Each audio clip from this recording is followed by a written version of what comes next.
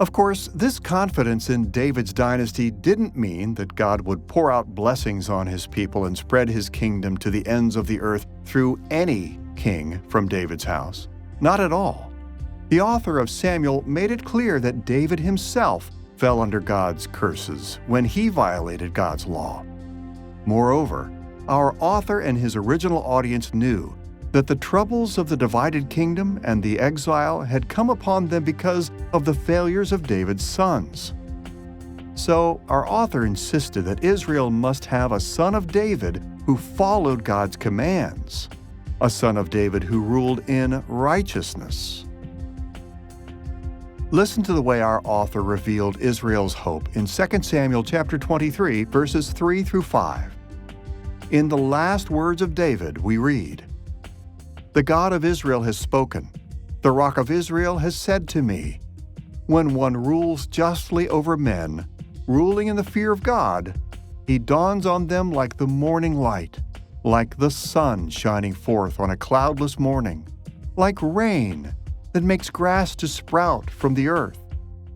For does not my house stand so with God?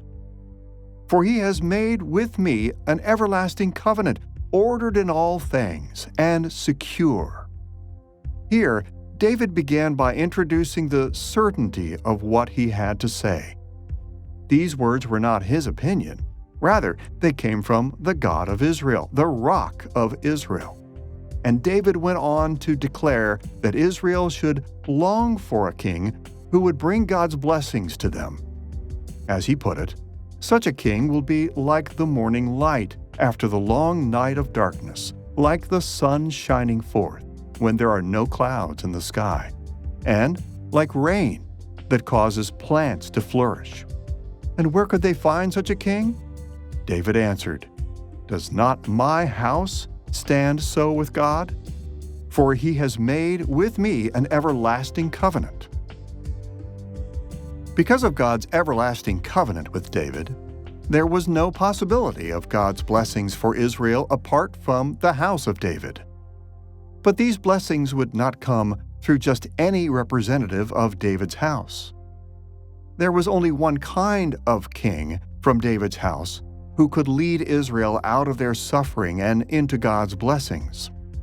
As David put it, he must be one who rules justly over men, ruling in the fear of God. Only a righteous king would bring Israel into the wonders of God's mercy again. So the only hope that Israel had for the outpouring of God's blessings was the rule of David's righteous son.